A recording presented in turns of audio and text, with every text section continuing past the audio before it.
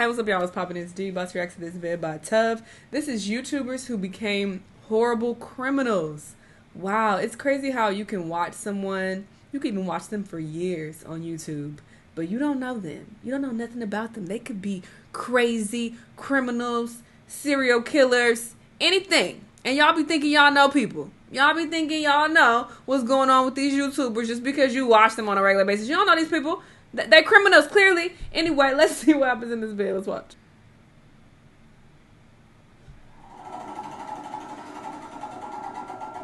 I don't recognize any of these people. I mean, I don't recognize nobody. Would you have expected this man with nearly 800,000 subscribers to be going to prison for 500 years? And no, that's not an exaggeration. But wait, would you have expected this other YouTuber to be a criminal? What about this one?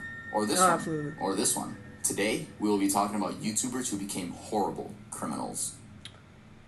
Hey guys, welcome back to another video. I just want to say thank you guys so much for 200,000 subscribers. Yes, Tub, and now you over a mil. The Stokes Twins, 2 mil? a channel with 8.7 million subscribers owned by Alan Stokes and Alex Stokes. They began uploading in 2017 and their content consisted of skits, Q&As, and showing off their bodies. Yup. Anyway, in 2019, they went through a prank phase, and fast forward to now in 2021, it seems they make Mr. Beast type challenge videos. What the Dalton Twins doing? I'm not gonna lie, they get an amazing amount of views. But let's get back to their prank era, specifically in October of 2019. One of those pranks was called the quote-unquote bank robbery gone wrong prank, where both of the twins pretend to rob banks and run off with bags of money and ski masks. At one point in the video, they order an Uber, right? And how do you expect the Uber driver to react? They uploaded in a year.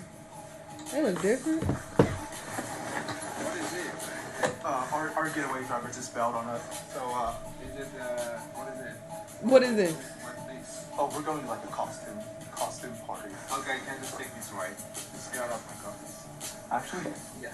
No, we're gonna get caught.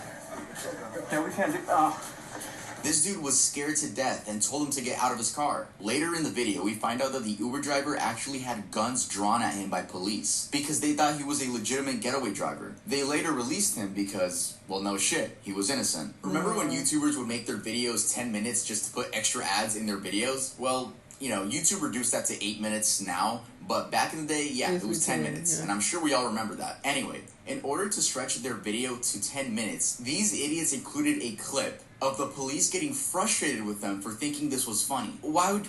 Okay. But then, like, I guess the ski mask is kind of like, maybe think about what's going on nowadays. Think about it. Dummies.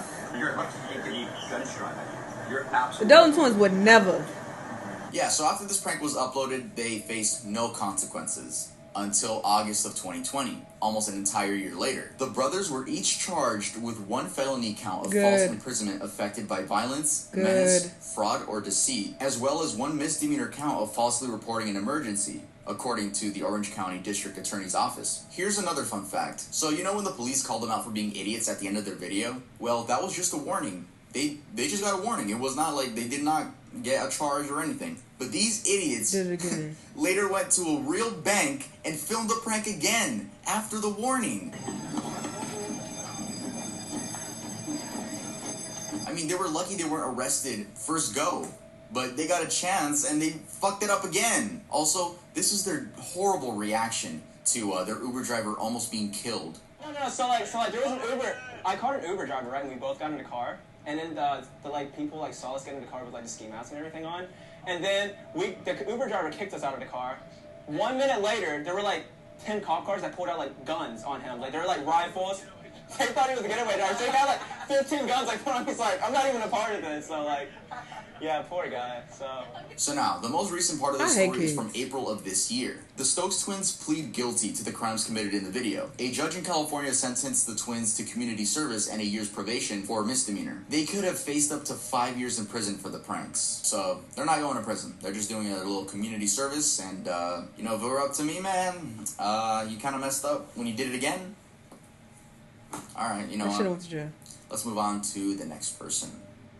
Omi in a Hellcat. Okay, so judging from this dude's oldest videos, it seems he was already rich when making his first video, judging by the fat chain and cars he's showing off. That was in 2019.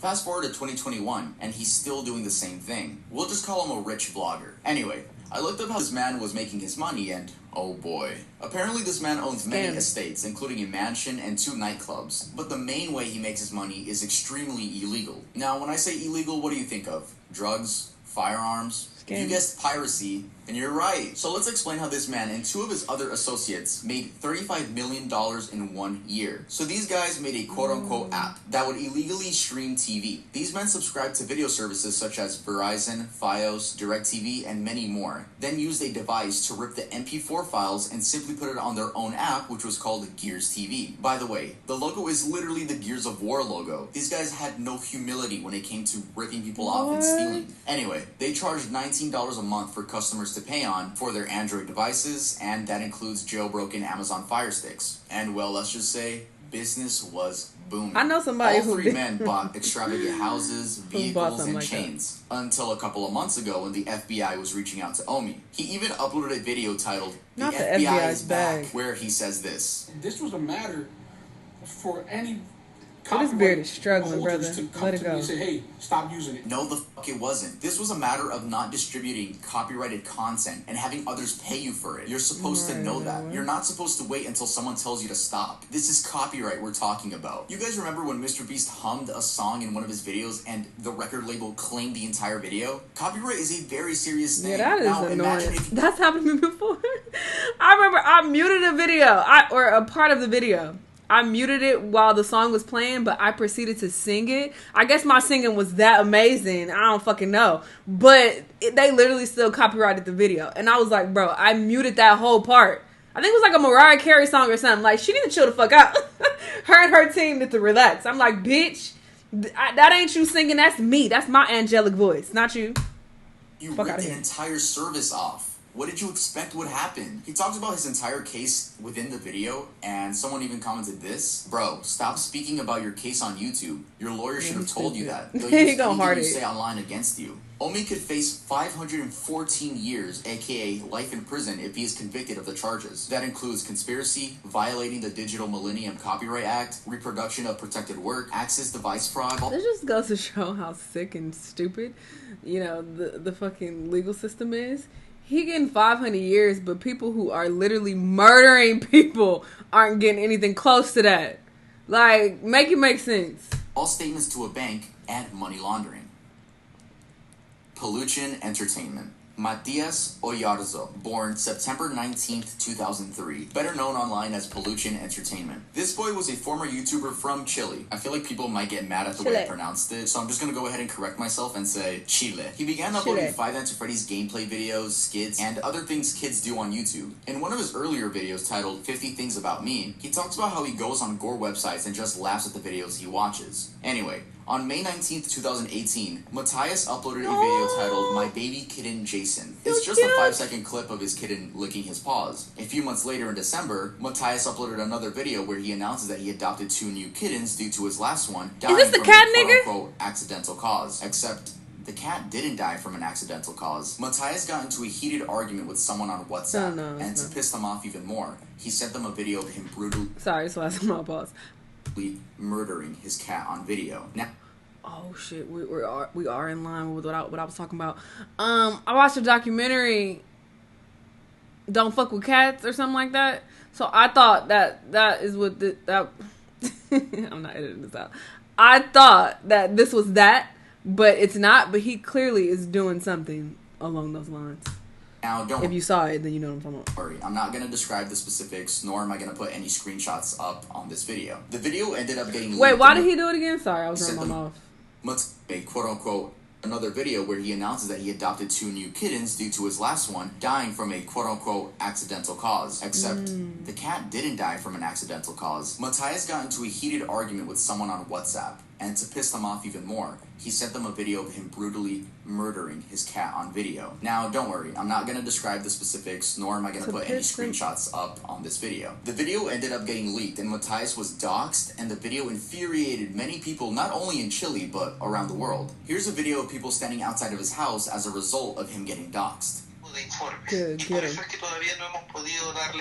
little adorable his mother kid was interviewed, and she explains that Matthias has a disorder, which we later found out was Asperger's, and that they're never buying any pets again, and they will try everything in their power to fix Matthias. He uploaded an apology video, but that apology is dog shit. He literally says that the cat wasn't feeling well, so he tried making him feel better by hitting his legs. This dumbass's account was taken down almost 2 years later in 2020. Yeah, I don't know why YouTube took so long to do that. And also, shout out to Critical. He's one of the people that really brought this story to light, and a month after Critical's video, Matthias' channel was taken down. Nazim Aghdam. Nazim Aghdam was a 39-year-old Iranian woman who promoted veganism and a healthy lifestyle here on YouTube, though most of her content was out there, to say the least. She had about 3,000 subscribers, and everything seemed to be going well for the most part. Well, until YouTube demonetized her channel and her second channel. She became outraged with the fact that they were basically stealing her livelihood and complained about only making 10 cents from 300,000 views. She even spoke out about it in a video, which, yeah, that isn't right. You should not be making 10 cents for every 300,000 views. But I'm sure YouTube had a reason to demonetize her channel. Anyway, this woman lived in San Diego and in a fit of rage drove hundreds of miles to San Bruno, California to the YouTube headquarters with murder in mind. Her family had filed a missing persons report, and on the morning of the shooting, police actually found her, but, you know, they just informed the family, told her, hey, yo, your daughter's safe, but, obviously, they didn't know she was going to shoot up the YouTube headquarters. Later that day, Nazim walked into the building's patio and shot 3 people until turning the gun on herself. Luckily, those 3 people have recovered. I've never seen anyone get so mad over getting demonetized that they shoot up a place, let alone that this was a woman and not a guy.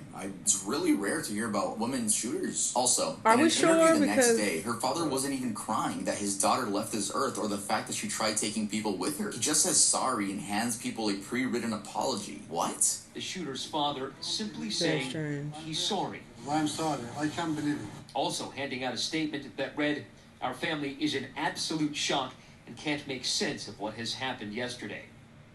Not so fantastic Devin. Yes, the Colorado shooter that girls on TikTok simped for. This came to a shock to me, but this kid actually had a YouTube channel before he actually did those things, and he went by the name of Not So Fantastic Devin. I'm not going to talk about the shooting, but I am going to talk about his channel with about 200 subscribers. He only has 3 videos up, and they're all shitty Dead by Daylight streams. Nothing special, just gameplay with commentary. Not only did this dude have horrible morals, but he also had a horrible PC. But this comment stood out to me. It's kind of crazy to think about the fact that the people playing with him had no idea they were playing with a future school shooter. And I completely agree.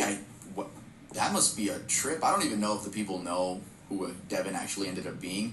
But while in the comments, I also came across a lot of his fans. Yes, fans. I'll show you guys one example because I'm not going to fill this video up with his fans. So we see this comment right here. I love you so much, Devin. And there's my response. I'll never understand why people praise other people like this. They're sick. People are fucking Elliot sick. Roger. Elliot Roger was a beta male, to put it simply. He's literally been dubbed the Virgin Killer by a bunch of news sites. So the story goes that this man had a mental illness and shot up a college, killing 6 and injuring 14. I mean, no shit. For someone to do what he did, you'd have to have some sort of mental illness. His childhood was normal for the most part, growing up with divorced parents like many kids nowadays. His dad even helped direct Hunger Games. Except Elliot was very socially awkward. Before the shooting, he uploaded a video titled Retribution, where he explains his reasoning for the shooting he plans on taking part in. I don't know what you don't see in me. I'm the perfect guy. And yet you throw yourselves at all these obnoxious men.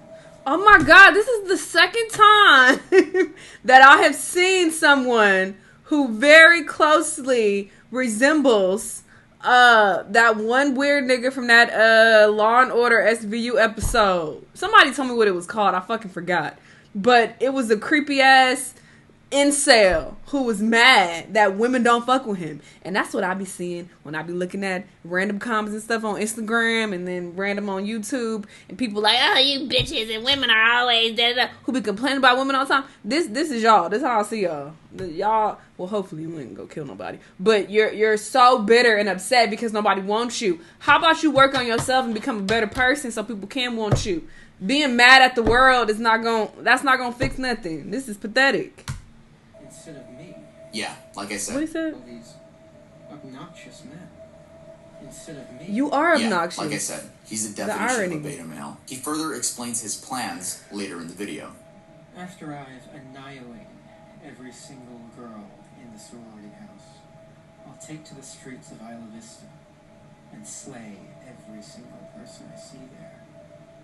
After this video was filmed, he went out and sent a 137-page document about his entire life story. to certain friends and family. One of Ain't those nobody people being reading his that therapist. His therapist quickly called his parents and was like, yo, your kid is about to do something horrible. But by the time the parents found out, it was too late. Elliot had already stabbed 3 of his roommates to death. Too terrible for George Chen's parents to even contemplate. I just don't know why this happened to our son. It's crazy. This just doesn't make any sense.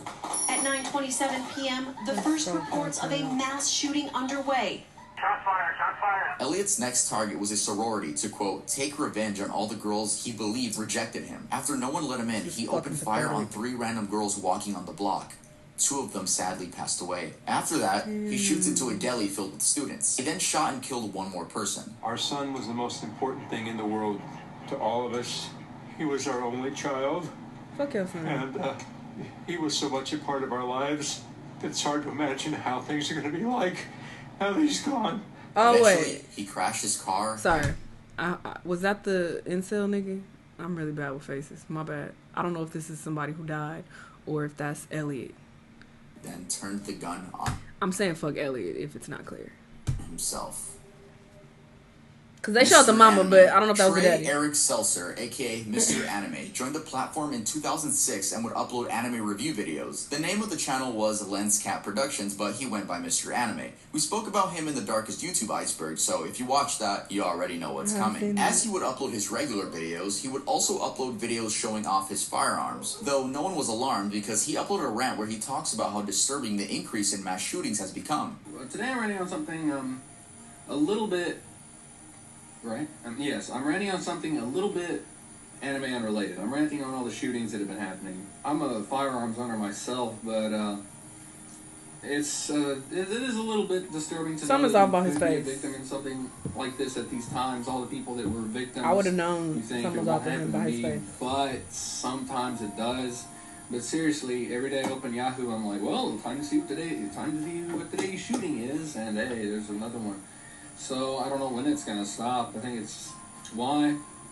In February of 2012, Trey said that he was going to take a 2 to 3 week break to reward himself. At the end of his break, he announced on March 13th that he had a new job in a field he found fascinating, and it may prevent him from uploading videos, though he planned to upload on his blog. In the early morning of March 20th, 2012, Trey lured his mother out into the garage, where he shot her in the chest at point-blank range. From here, he entered the home and shot his brother in the head. His father woke up from the shots and entered the living room to investigate, only to be shot by Trey in the torso, just like he shot his mom. From here, Trey destroyed the whole house and killed the remaining pets in the house before carrying weapons and 100 rounds of ammo into Waller High School down the street with plans to commit mass murder. His original plan was to kill at least 70 students at the school's pep rally in order to become one of the biggest mass murderers in history, as revealed in his interrogation. They were the first immediate human targets in my sight. And if I was going to go out and do anything, they would have to go. He killed his family first to spare them from knowing what he was going to do next. However, Trey stood down and returned home, where he was arrested for murder. He revealed later that the event was becoming all too real, and as a result, he gave up. Trey was sentenced to life in prison. Trey had requested that his rights to parole would also be taken, believing he'd pose a danger to himself and others. On the walls in his home, he wrote several things in marker, including, "Why did I do this? I love my mom, dad, and brother. I miss my brother, father, and mother. And God, please forgive me, because I can't forgive myself." Alyssa Daval. Now, Alyssa was probably the hardest person to find information on, and I'm not talking about the crime she committed, I'm talking about her YouTube channel. There are no re-uploads, it's just the story. So I tried really hard to find re-upload something, but no, people don't care enough to re-upload videos about this person, and I see why. So, apparently this woman had a YouTube channel surrounding makeup tutorials. This woman from South Carolina is guilty of murdering her 2 newborn children. Yeah. In 2017, she had a baby girl, and in 2018, she had a baby boy. Both times this woman delivered her babies, she threw them away in the trash outside. I forgot to mention that both times she delivered her babies, they were in her apartment, so she would throw them away in the trash can outside of the apartment. The reason she was caught was because the hospitals would keep tabs on her, because she probably went in when she was, getting checkups on the baby's heartbeat, stuff like that. They were keeping tabs on her, basically. Until one day she came back to the hospital and tried to deliver the baby but nothing came out. It was just the umbilical cord. And she was trying to play along with this idea of, like, she tried to play it off as a miscarriage, but I'm sure the hospital contacted authorities and they're like, yo, something's not right here. It doesn't say that in the article, but it says there were testimonials, so I'm only assuming that those are the doctors that actually reached out to the authorities. But this woman ended up getting 40 years in prison, which I think we can all agree that this person deserves life in prison. This deserves to rot in that prison cell. Yeah, I got nothing more to say about this person. I personally find it really fucked up that this woman got 40 years for killing 2 innocent, precious newborn babies, but the black dude gets 500 years for piracy? What? And that last school shooter who went on that rant about other school shooters just to become a school shooter himself is wild. I don't know if he was trolling and he knew that he wanted to become a school shooter when he made that video or what, but that's crazy. Anyway, y'all let me know what y'all thought, though. Let me know what other videos you want to watch, and I'll see y'all on the next one. Bye!